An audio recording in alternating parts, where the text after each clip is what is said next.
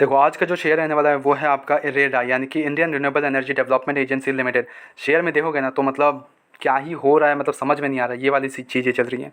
5 दिन का देख लो तो वही 3% का गिरावट, एक महीने में 9% गिरावट, 6 महीने में 23% की गिरावट। ठीक है, एक अच्छा खासा एक लेवल्स में एक साल में देख ले तो -32%। ठीक है, रिसेंटली लिस्टेड है, आई नो। एक ऊपरी लेवल 300 के अराउंड दिखा दिया था, 310 रुपीज़ हाई लगाया था, एंड देन उसके बाद जो गिरना स्टार्ट हुआ उसके बाद तो रुक ही नहीं रहा है। उसके बाद तो 166 का लेवल मतलब ऐसा टच कर रहा है कि क्या ही बताएं। ठीक है, अब क्या कब भागेगा कब नहीं भागेगा, सबका यही डाउट्स है। सारे डाउट्स को देखो क्लियर करेंगे। लेट्स गो टू स्क्रीनर, आराम से समझते हैं कंपनी को। देखो कंपनी में पैसा बनाने के लिए आपको इन्वेस्ट करके, ये नहीं कि आज इन्वेस्ट किया कल आपके पैसे बन जाएंगे, भाई नहीं होता है ऐसा, बहुत ही मुश्किल होता है ऐसा। ठीक है, तो आपको एक लॉन्गर पीरियड ऑफ टाइम के लिए आपको होल्ड करना पड़ता है एक शेयर को। वहाँ पे आपको अपना इन्वेस्टमेंट, आप कितना रिस्क लेना चाहते हो उस हिसाब से जाना पड़ता है।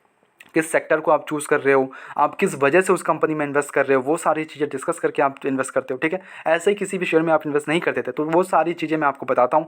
इस शेयर में क्यों हम इन्वेस्ट कर सकते हैं कि लॉन्गर पीरियड ऑफ टाइम के लिए, क्या ये हमारा शेयर पैसा बना के दे सकता है, सारी चीज़ें डिस्कस करते हैं। Let's go to screener first.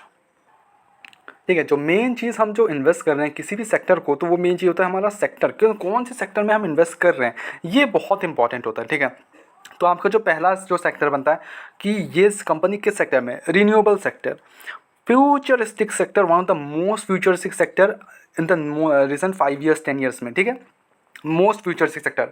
ठीक है, अब कंपनी अगर आप देखोगे तो ये एक चीज़ मेंशन करना चाहूँगा इस पे मैं, company pure play green financing NBFC है, at the same time largest है, largest pure play green financing NBFC company. At the same time NBFC companies को एक बहुत बड़ा फ़ायदा मिलने वाला है, किस लिए, because of the repo rate cut and then CRR cut 100 point से, रेपो रेट कट आपका 50 बीपीएस है, तो वहाँ पे काफ़ी फ़ायदा मिलने वाला है एनबीएफसीज़ को।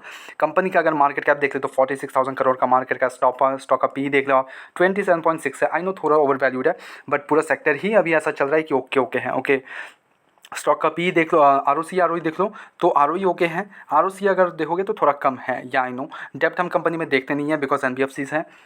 क्वार्टर रिजल्ट है कंपनी का देखो बहुत बेहतरीन।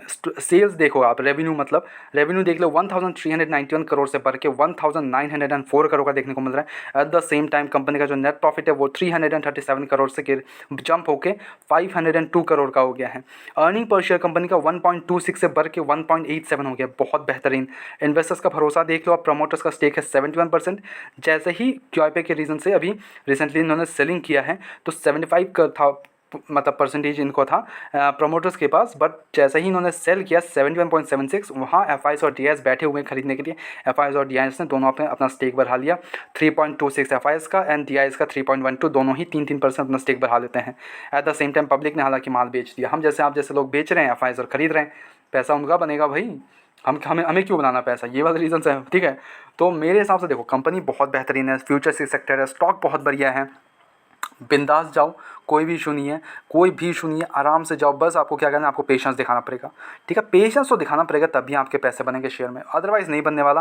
फिर आप रोते रह जाओगे, फिर बाद में मत बोलना कि शेयर 400-500 पहुँच गया and then you will be like oh my God how I can, इतने ऊपरी लेवल पे कहाँ इन्वेस्ट करें, नीचे गिरने दो फिर इन्वेस्ट करेंगे, फिर वो सोचते रह जाओगे आप। ठीक है, शेयर अभी 166 का लेवल तोड़ नहीं पा रहा है, ये वाला लेवल अभी चल रहा है कि बहुत बेहतरीन एक लेवल। अभी यहाँ से अगर नेक्स्ट मूव जो देखने को मिलेगा 175 के अराउंड एक जो तोड़ता है तब जाके 180-185 पहुँच सकता है, लेकिन फिर उस टाइम पे इन्वेस्ट करोगे फिर। ठीक है, तो इस टाइम पे इन्वेस्ट करो भाई, आराम से करो। निचले इस पर नीचे नीचे जाता है, हम फिर इन्वेस्ट करेंगे भाई, और थोड़ा खरीद लेंगे, थोड़ा थोड़ा करके और खरीदेंगे। ठीक है, ये होना चाहिए, ये होना चाहिए मेरे हिसाब से। आपके क्या व्यूज़ है प्लीज़ कमेंट इट डाउन। आप और किस शेयर पे एनालिसिस चाहिए वो कमेंट कर दें। काफ़ी सारे रिजल्ट्स आने वाले हैं, रिजल्ट्स के वीडियोस आते रहेंगे, कोई इशूज़ नहीं है, खाली चैनल को सब्सक्राइब करके रखूँ। ऐसे रेगुलर अपडेट्स के लिए चैनल को सब्सक्राइब करो। कोई बाय एंड सेल रिकमेंडेशन बिल्कुल भी नहीं है, ओनली सजेशंस है, तो take it as a suggestion. ठीक है, और फ्रेश एंट्री का लेवल्स बता दूँ तो फ्रेश एंट्री आप इसी लेवल पर ले सकते हो, कोई इशू नहीं है। एट द सेम टाइम अगर आप लॉन्ग टर्म इन्वेस्टर हो तो फिर लेना, अगर आप स्विंग ट्रेड के हिसाब से ले रहे हो तो इसको लेके और थोड़ा टाइम बाद बेच सकते हो, ये आपकी मर्जी है। एट द सेम टाइम बस पेशेंस दिखाना पड़ेगा हमें, पेशेंस दिखाओ पैसे बनेंगे। ठीक है, ऐसे रेगुलर अपडेट्स के लिए चैनल को सब्सक्राइब करो, वीडियो को लाइक करो, मिलते हैं नेक्स्ट वीडियोस में।